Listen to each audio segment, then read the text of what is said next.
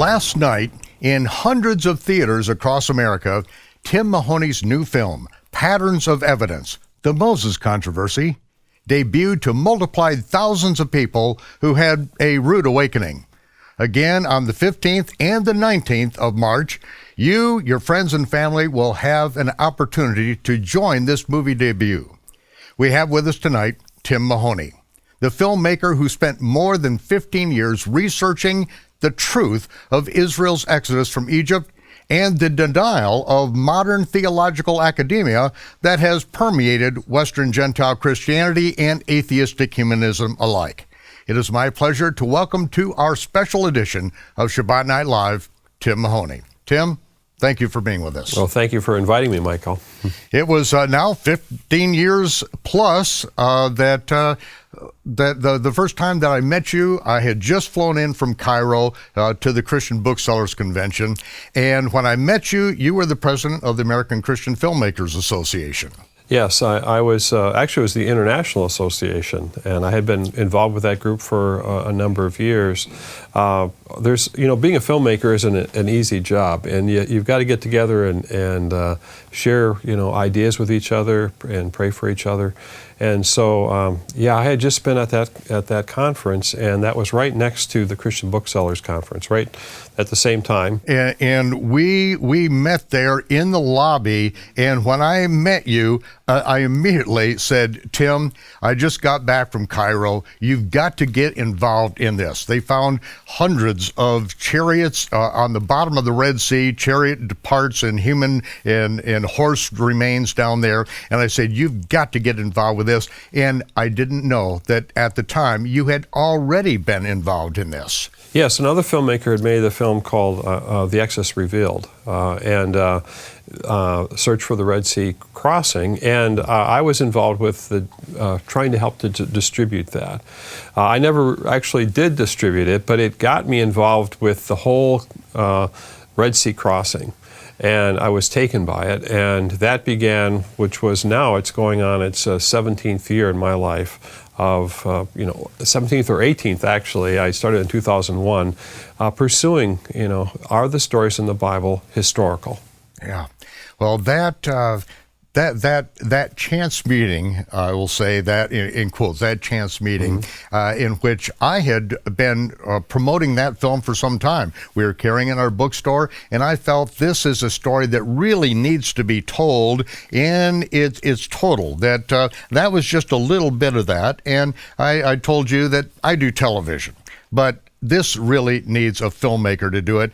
And so that started you really on this quest of really latching into this to give the background, the historical background of this very momentous event in human history. Yes, so what happened was that I ended up, from that film, there's Dr. Leonard Moeller, and I saw him in that movie, and I contacted him in Sweden, and he ended up coming to the States, and we met. And we ended up taking a trip. We had another person by the name of Aaron Sen who came along, and I brought a few film cameramen and sound, and we went. We were in Egypt, and this was right after 9/11, by the way. So it was an unusual time. It wasn't very crowded with tourism. Right. And everyone was sort of on a heightened alert.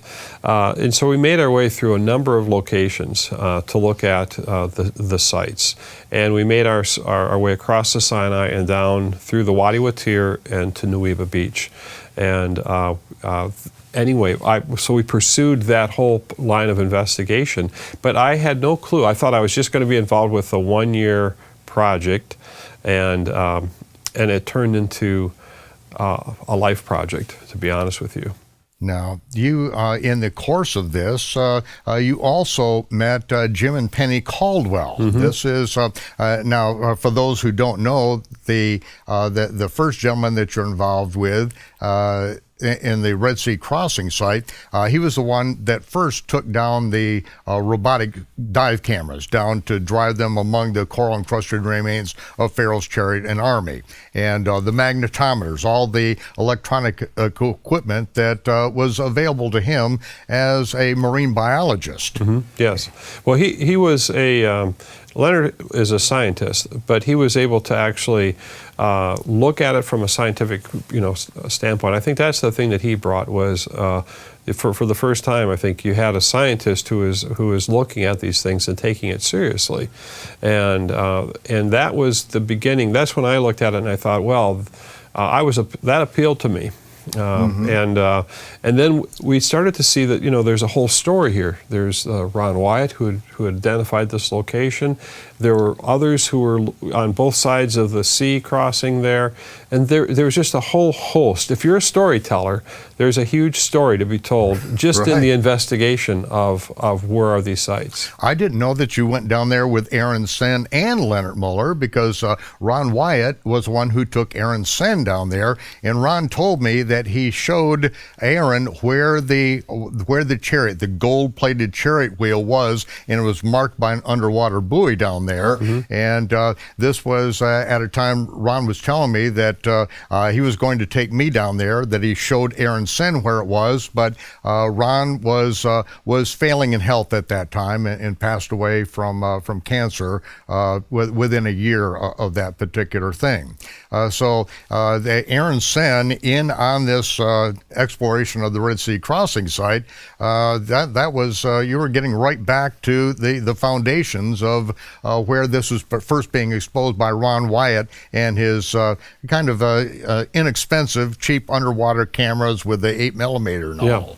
Yeah, so we ended up paying for I started a film, and I really wasn't sure what to call it or what it was going to be in the very beginning. Let's just say it was working title Exodus Red Sea something. And eventually, when you started to realize that the story was the story about the Israelites leaving Egypt, then eventually I think we call it Up Out of Egypt. And I was trying to figure out what to call this, but it was going to be, was there evidence for the stories in the Bible, with a big focus on the Red Sea crossing at Nueva.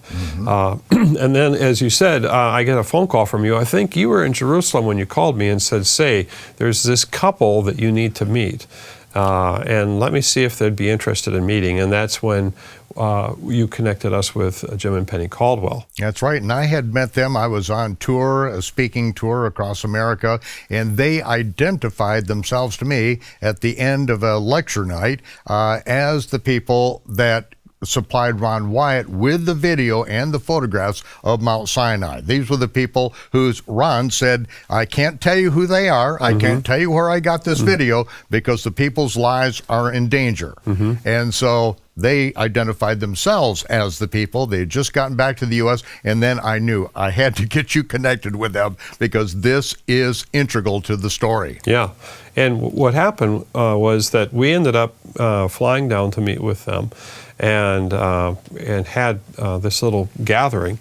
Now, I think I've got this right, but Leonard Moeller and Jim Caldwell are actually the same age. That's right, they're born on the same day. They're born on the same day.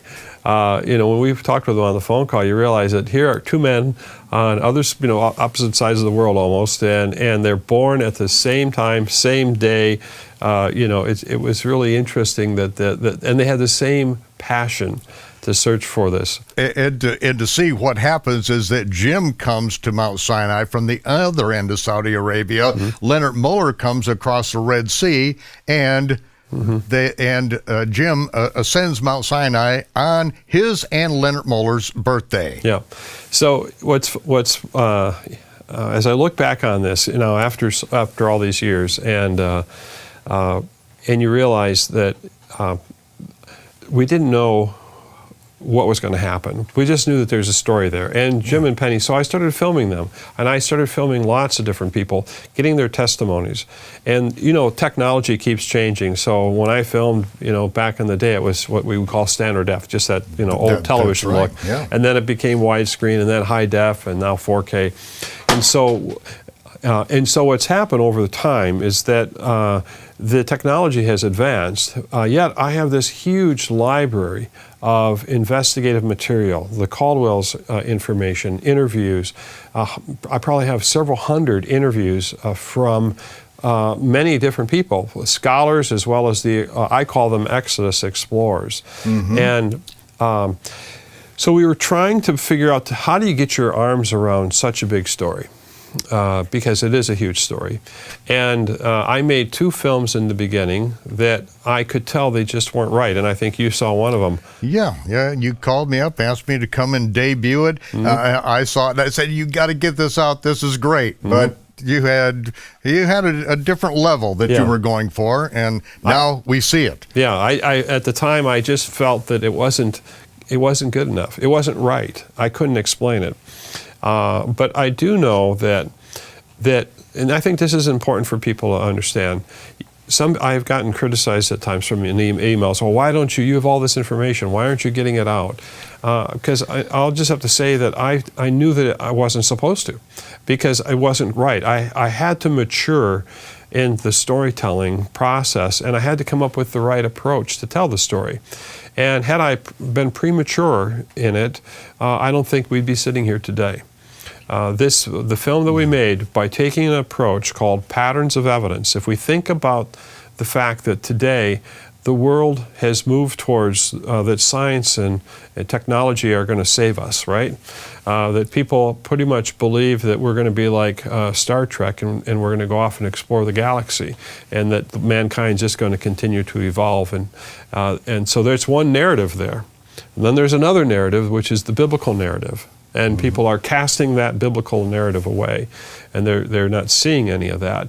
And I started to pray about, well, what in the world am I doing? And because, if we think about biblical characters, oftentimes they had to wait a long time. I mean, if you think about Noah, I mean, he's building something, and I once actually wrote a song about it. The neighbors just couldn't understand what Noah was doing. He's building this ark, and he's building for something that they have no experience for. And I felt the same way in a sense. I was building something and gathering, and I look back on it now, and I realize that you have to have a story in order to tell a story. And the story was it was evolving. Yes. Really. You ended up over in Egypt, and you were taking people down into Egypt to film this and to get interviews. So we started to gather more and more information, to have a broader understanding of what this is. What the biblical story is. So Patterns of Evidence type film, the approach that I've taken is, what does the Bible say? What is the pattern of evidence that we should be looking for? And then in some ways, well, what does that mean today and into the future? And I wanted to share this. I started to realize that I was making films, if I was to share it with your audience specifically, is that as I thought and prayed about it, I'm making films that are of remembrance and forewarning. And I couldn't get ahead of God in making this type of film. So the first film took 12 years to make it. But what it did is I realized that if you're going to make a film like this, you have to basically tell more than one side of the story. And so my calling has been to have a dialogue with the world. Now, this dialogue with the world, this wasn't where it was starting out. No, not at all. And so you were really forced into this. This is a crisis in your life and in your filmmaking that really steered you in a path that ended up being Patterns of Evidence. You're correct. If we go back to that first trip to Egypt in 2002, I went to the very location where the Israelites lived. I thought, let's start there. And the land of Goshen. Right, not many people get to that location. Right. And there was an archaeologist there who had been digging there for a number of years, world-renowned archaeologist Manfred Bitek. And he had dug at this place, it's called Avaris, but it's Tel al-Daba today, what it's called, and it's right next to the place of Ramesses. And, you know, the Bible says that the Israelites were building the store cities of Ramesses and Pithom. Well, so here we are at a location right next to it almost. I think they're just like sister cities. I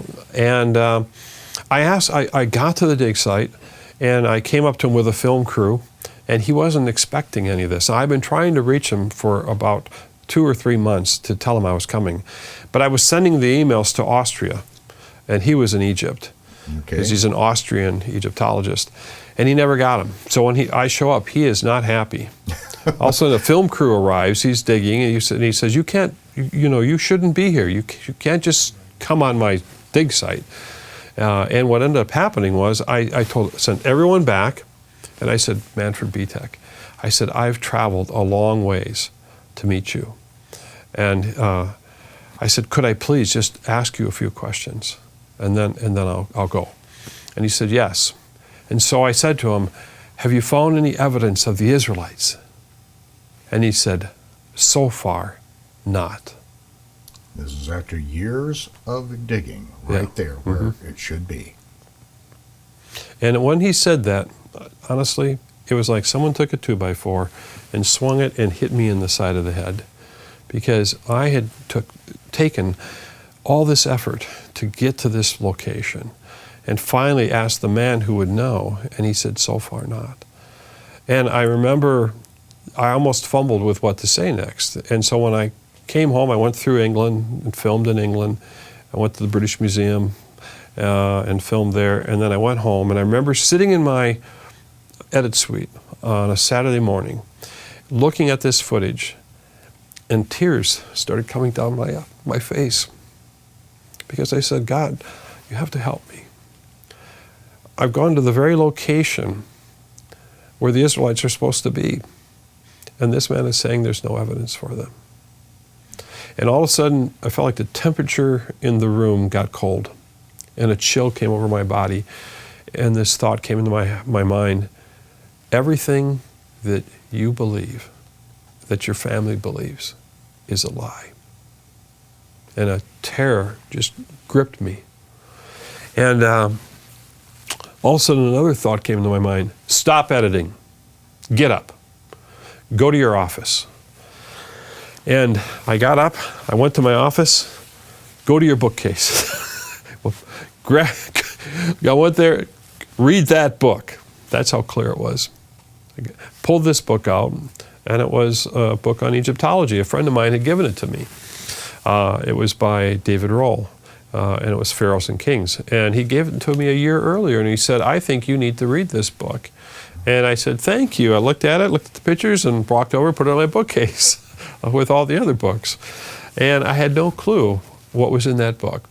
I opened the book up, I started looking through it, and there, the very dig site that I was looking at in the other room was mentioned, and the whole story of Joseph and his family was right there. So your crisis of faith that happened at that moment, that is what is going to eventually steer you into the pattern of evidence that you have presented in your first film, and it continues to this day. Tim, I really brought you in to discuss the new movie, but the new movie is really a continuation. Patterns of Evidence, the Exodus. You never know where a crisis of faith will lead you. And this is the course you're still on. Continue your crisis of faith. You know, Michael, when that moment happened, when I sat in that edit suite and I was challenged with this dark thought, and fortunately for me, this other voice came into my mind, and I have to believe that it was the Lord, that spoke to go and go look for that book. And I have interviewed a number of people who have had those big questions come into their thoughts, and they never found an answer for them. And so this question of this crisis of faith, how we were raised, what our families believed, they walked away from that, those men. Yeah. Now, in your new film, I did get to preview it, and I saw that a number of people that you interviewed, theologians, they were preachers, they were pastors, they were at one time believers, but as they got into academia, as they got into the theological realm, then they started to question these things and doubt them, and they came to the same point you did, that everything that you have been taught about the Bible is a lie. And they never recovered from that. They never found the answers. I think they never asked, they never knocked, they never sought at the right doors. But this revelation that you had, really a revelation to lead you into your own library to a book. Yes, and that then I realized that I had to go to England and interview David Rohl. Now, David Rohl was raised Catholic, but he's an agnostic. He's a declared agnostic now, because he's got questions. So, questions, lots of us have questions. There's not a problem. The challenge is just finding answers, not just letting them sit there, right? Right. Yeah, to say I don't know, agnostic without knowledge, that's honest. And so the goal would be for someone in that place to with every thought, every ounce of their being, is to find the answer. To search it, if it takes an entire lifetime, it's to search it out. Yeah. Most people aren't that honest. And I have an understanding that you had questions which led you to where you are today. But you could have not pursued the answers to those questions and just drifted off somewhere in life. Yeah, that's right. And so I think that when it talks about to love the Lord your God with all your heart, with all your soul, and with all your mind, I think that's important, that we're not afraid to have those questions dealt with. Because if you can answer those questions, like I've answered the questions in my own life, do you realize how much bolder and stronger my own understanding is? I actually have some answers. Right. And that puts us both out in the world aggressively to wake people up. Yes, there are answers. We received some of these answers. We're just going to give you as much as you can absorb. Yeah, right. And so one of the things that I had to be willing to do in when I was making this first film, Patterns of Evidence, The Exodus, and once again, it took 12 years to make, but I had to be willing to risk the truth of the Bible. Here was and I was making it not just for, let's say, people of faith, but I was making it for everyone. But the deal is this: I'm going to risk that it isn't true if you're willing to risk that it is. Beautiful. You see, and guess what happens? I've had people come to showings who have never believed any of it, and within 2 hours come out saying, "It's true! It's true! Do you know that it's true?" Yeah. Do you realize that earlier in their life, they've never been able to find answers, but within 2 hours, they moved from being a skeptic, non-believer, to a person who's saying, "It's true, it's true." And you took them on the same journey you went on. You went and confront them with the scoffers, with the people that don't believe. You let them have their say. The agnostics, the atheists, the theologians who are denying the veracity of the scriptures. You let them have their full say in this, and you lay it out there first. Here it is. This is what I had to confront. Yeah. The word that came to my mind was be generous. Tim, be generous. Be generous. Let me understand what you're saying. So when I go meet with a scholar who doesn't believe any of this, I have to understand that they got there somehow. And so tell me why. Explain to me why you don't believe that Moses wrote the first books of the Bible. Explain to me why you don't think that there's an Exodus. Help me to understand where you're coming from. And as I didn't know anything about this, but I realized that I don't have the answers, but I have to search for them by asking the right questions. And I think that it's okay to ask questions if they're advancing you in the discovery of an answer, right? And so as I started asking those scholars, explain to me why you don't believe. Explain to me. And just be generous in some ways. Just have a loving, compassionate heart. And be in relationship, be in friendship. And that's the approach that you'll see in the films, is that there's no animosity. I mean, you're just laying it out, saying, tell me your story. I just want to know what the truth is. Because you see, our children and our grandchildren are wrestling with the same things. A lot of times they're afraid to publicly acknowledge that they have questions, or that they're questioning their family's faith heritage, right? But they got questions. So what happens is that there are a lot of people who say they're a believer, but they actually are somewhat of an agnostic because they have so many questions. And that's the reason why they're somewhat passive, or they're not really on fire with what they believe, because they haven't resolved a lot of the questions that they have. And so for me, I didn't know I'd be drawn into this, now I can very much be sympathetic to people who've had crises of faith.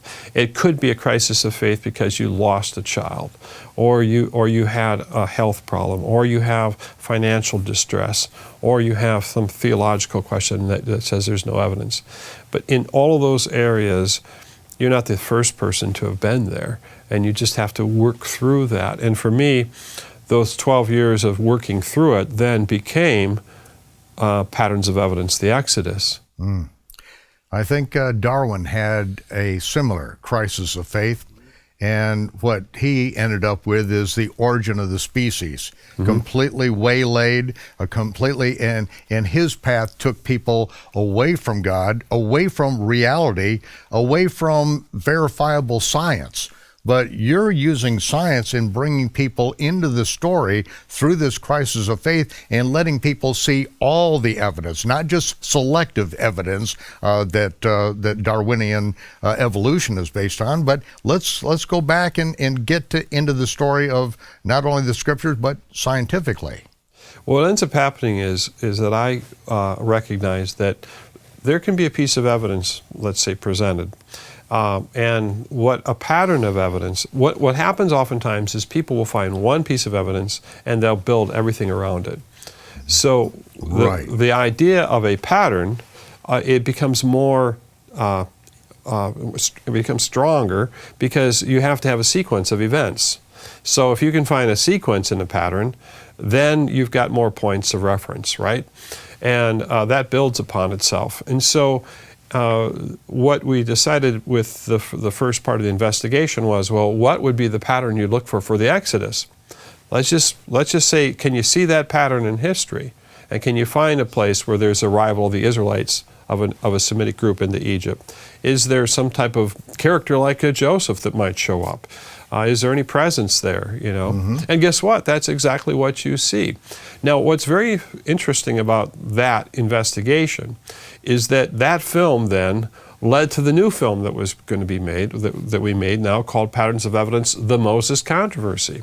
But that very arrival of the Israelites in Egypt and this connection between Moses is the ability to write.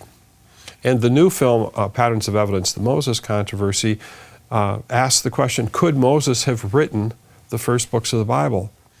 Now, I have to say here that when you first presented this to me, I was aware of the writing of the alphabet, the different things that were discovered over in Saudi Arabia, the petroglyphs and some of the writing there. But I really was not tracking. You really bring to light things that I have not seen before, and this has been my life. But you have brought things out that I had not come to grips with, and evidence is there. And what really hit me on this, Tim, is that the evidence that we see concerning the ability of the Israelites, the ability of Moses to be able to write the Torah, I didn't realize that this is in so much of a controversy until you brought these things out. Mm-hmm. Yes, it's true. Today, almost all of the mainstream scholars will dispute the fact that Moses wrote the first books of the Bible. There's something called the documentary hypothesis, which is saying that the different names of God are used, and so they've got different authors. They think, well, this one used Elohim, and the other one used Jehovah, and so they've got these different names of God, and that's happened in Germany. This is where this idea was brought up last century.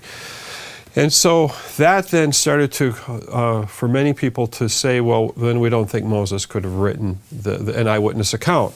And so if we go back to investigating the stories of the Bible, if you're going to look for locations such as the Red Sea crossing, or you're going to look for Mount Sinai, you're going to look for geographical, indicators. What does it say? How far did they travel? Which campsite did they go? What was at that campsite? Was there a well there? Was the water bitter, right? Is there a place where water came out of a rock? What would that have looked like? What does Mount Sinai, what are the attributes of Mount Sinai? It's all giving you information.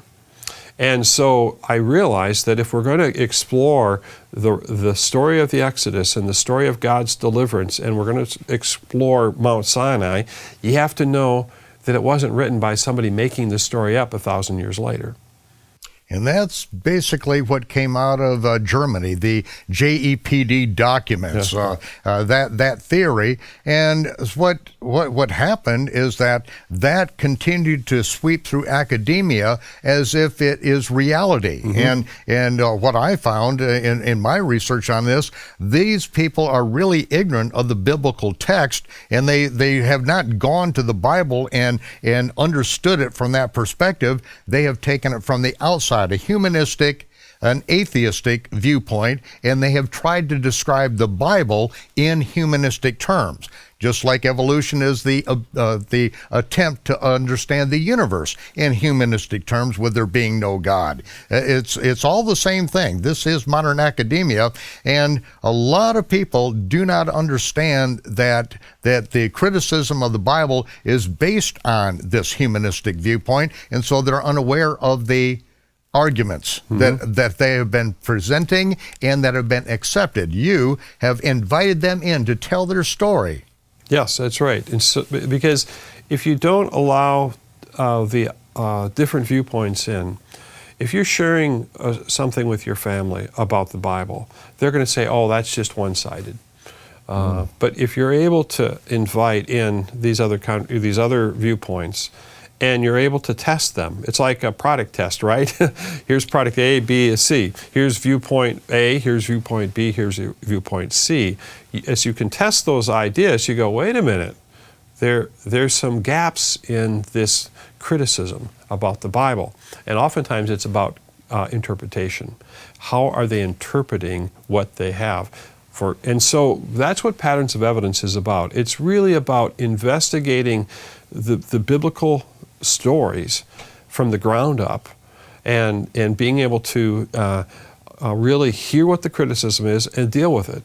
Because your children and your grandchildren are going to hear this, and so many of them today go off to university and they start hearing about the Bible that it's just a book of fairy tales, and they come home and they say, hey, I'm an agnostic, or I'm an atheist, I don't believe in this, And that's why the Patterns of Evidence approach is the scientific approach. So let's use science. Let's use the tool. Let's use the methodology that many people esteem, and reinvestigate the stories of the Bible. And what you end up finding is that people who are very confident in their doubt now are not so confident. The debut was last night. The people that have seen that, they are getting to watch this program and watch you, your sincerity, you telling the story as it developed. But we don't want to give away for those who have not yet seen the debut, which is going to be happening tomorrow and just a couple days from now, all across America. But we do want to tell them a little bit about what this new one, this Moses controversy, is about. Can you, without telling us too much, we don't want to spill the whole story, but tell us a little bit about what we're about to witness. Well, it's really about how would God communicate His word to His people. And so this film investigates what writing system would Moses have used. And depending upon where you put the Israelites in history, whether you follow a biblical dating system or a secular approach towards dating, I'm going to say that some people have thrown away the biblical dates, and they said, no, we think it happened at this time, at the time of Ramesses. And so what you're going to see in this film is this investigation starts to dig deeper into what would Moses have used to write. And what we end up finding is that there's an early form of writing. And the mainstream scholars will not call it Hebrew. But what we show is that it's absolutely connected, potentially all the way back to the time of Joseph. And that's why I brought that up. And you're showing evidences there in the desert of Egypt, on the Sinai Peninsula, of this writing that is there. You're showing that that hieroglyphs and this writing, this alphabetic writing, not pictures, but alphabetic writing, is resident there at about the time of Joseph. Right. This is something that was new to me. I had not seen this before, and this was absolutely compelling. If God is going to give His word to people, and we think about the writing of the first books, there needed to be some type of a system that could be passed on to the Israelites, because there was a command that says, teach these to your children, teach these commands to your children, write them on your doorposts. So you say, okay, well, what would Moses have used? Some people say, well, he might have used Egyptian. Well, Egyptian hieroglyphs, and that took years to learn. There was almost 1,000 characters, a very complex system. But all of a sudden comes like a breakthrough. And it's a small amount of letters that are phonetic, and that you're able to use these to form words. And if you think about, if God's going to give His word, and you're going to keep it and maintain it, it's not going to be like telephone game and it changes. This is what people criticize, is say, well, the stories of the Bible are just legends that grew over time. Yes, maybe some people left Egypt, but the parting of the sea was just part of the fire, sitting around the campfire exaggerating this story. And Pharaoh's, it's just a fairy tale. It's a legend. It's a folklore. Or is it an eyewitness testimony of Moses writing down what God told him? Because it says that the Lord told Moses to write these in a book. Yeah. It was 20 years ago. I was living in Israel, and Josias, who was the director of the Department of Antiquities, he was presented with the evidence of Mount Sinai in Arabia, where the Bible says that Mount Sinai was. He refused to look at the evidence, and he said, no one will ever find Mount Sinai. It is a literary invention. And that was an official statement from the Department of Antiquities, also known as the Rockefeller Museum. And so he's basically saying the Bible is a fairy tale, it's just made up. No one will ever find Mount Sinai, and that's it. Refused to look at the evidence. Wouldn't look at any evidence, no patterns of evidence, none of the artifacts that were brought back by Jim and Penny Caldwell, the people that had been there. And as you say, there were numerous explorers of this place. But that people have their mind set. They don't want to look at the evidence because they don't want their fairy tale world to be shaken up. Yeah, because if it were true, I showed this film to a producer in New York and her husband, they saw it. And afterwards, there was a huge argument. I mean, they were going at it because one of them was saying it's true and the other one was saying, no, if this is true, do you know what that means? Do you know what that means for us? Do you see? That's the problem. This is the reason, this is the challenge, is that I don't want it to be true. So if people have already interpreted that there's no truth to this, and I don't want it to be true, then they're going to see evidence in a completely different light. They're not even going to recognize it. And so what we're seeing as I'm working with this patterns approach is that people keep dismissing, yeah, that's where the fairy tale came from. They've never organized it. But the great thing is that with documentary film, I can gather the testimonies of different people, pro or con, and you can see it. And then I can allow you and your family and your children and your uncles and aunts and all the skeptical family members to see it for themselves. And then it's up to them. Well, it's been more than 15 years for both of us on this journey, and I want people to be able to step into this storyline as it develops, because this is not your last movie right here, right now, with the Moses controversy. Right, we have a whole series of patterns of evidence. So Moses controversy, you've got to see it because it lays the foundation for what was written and why it was written. But then we're moving, right now I'm working on the Red Sea, patterns of evidence, the Red Sea miracle. Well, I want to have you back next week. We're going to go into this in more detail and hopefully pick up on some of the things that you're going to be doing in the future on this. But ladies and gentlemen, make sure that you get out there, that you see this movie that has been released. It'll be out on DVD soon, and make sure that your friends, your family, everyone gets to see this, because the evidence is there. The Almighty moved in the course of human events. He has reached down from heaven. He has given us his commandments. And as Solomon said, the whole duty of man is to love God and to keep his commandments. And those commandments are true. They are real. And Tim is going to take us another step in the journey. Thank you for being with us. I would like to close in prayer. Yivarechecha Yehovah v'yishmerecha. Ya'ir Yehovah panav elecha v'chunecha. Yisa Yehovah panav elecha v'yisen lecha shalom. Hashem Yeshua HaMashiach Sar Shalom. Yehovah bless you and keep you. Yehovah make his face to shine upon you and be gracious unto you. Yehovah lift up his countenance upon you and give you peace. In the name of the Prince of Peace, Yeshua, our Messiah, our Savior and King. Amen. Well, Shabbat Shalom to our fans. Shavua Tov. Have a good week. We'll see you back here next week. Shabbat Night Live.